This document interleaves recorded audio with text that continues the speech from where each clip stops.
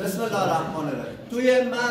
توی مبحث خازنا گفتم دیگه، اولیش که مقاومت خازنی یا ریاکتانس چی بود؟ 1 تقسیم بر 2 پی اف سی یا 1 تقسیم بر اومگا سی، که اگر میخواستیم با توجه به ظرفیت خازن سی و فرکانسی که اون خازن تو مدار هست میتونستیم مقاومت خازنی یا ریاکتانس رو به دست بیاریم. حالا موازیاش هم گفتم دقیقاً برعکس مقاومت و سلف محاسب میشن، با هم جمع میشن، ساده بود.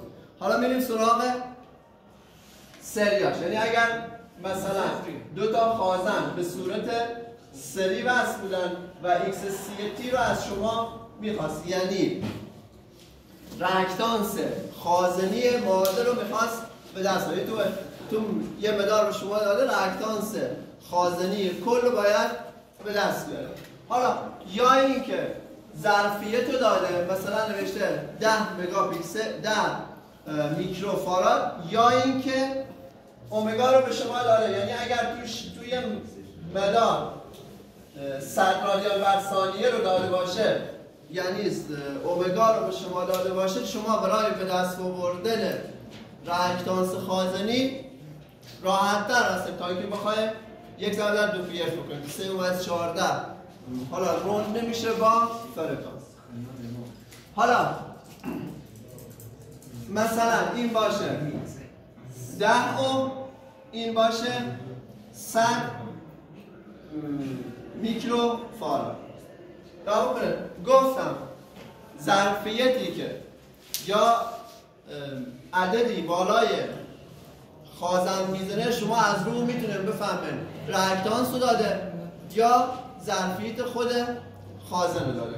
الان 10 اوم میشه ایکس سی، یعنی اینجا خودش ایکس سی یک رو به شما داده 10 اوم، اما ایکس سی دو رو شما باید به دست بیاره، مقدارش رو به شما نداده، رفته هم اومگا رو به شما داده هم ظرفیت خازنه که باید ایکس سی رو از فرمول به دست بیاره. پس ایکس سی دو میشه 1 تقسیم بر اومگا یه ضرب در سی، میشه 1 تقسیم بر اومگا 100 ضرب در ظرفیت خازن 100 میکروفاراد که میشه 1 تقسیم بر 100 ضرب در 100 10,000 میکروفاراد.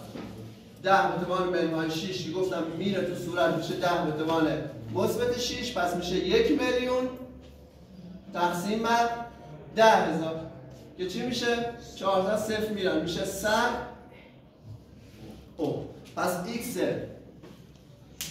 سی دو میشه 100 او. تا اینجا که مشخصه، یعنی ما نه اینا با هم سری هم.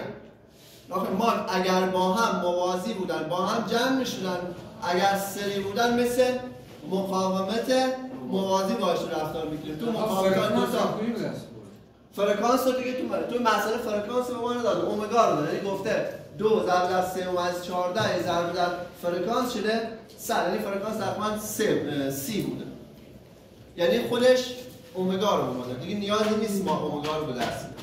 حالا ما به دست میاریم، گفتیم که موقعی که ما 2 تا مقاومت داریم، مقاومت معادل تو حالت موازی چجوری به دستشون می‌آوردیم؟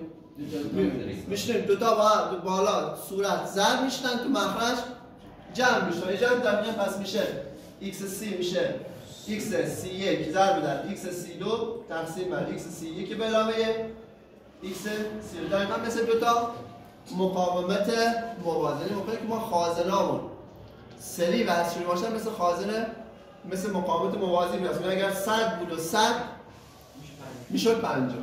اینجا الان میشه 10 ضرب در 100 تقسیم بر 10 به علاوه 100، یعنی میشه 1000 تقسیم بر 110.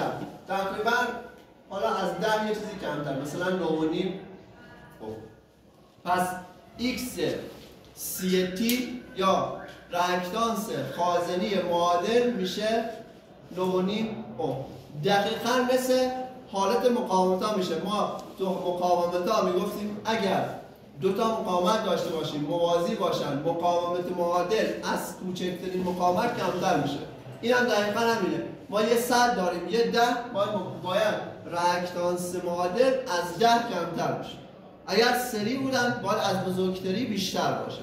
پس توی سری موازی ها موقعی که نتیجه رو به دست میاره اینجوری میتونه بفهمیم که نتایجی به دست آوردن درستن یا نیست. خب این مقصد هم یه سوالی داره بپرسیم که تمام.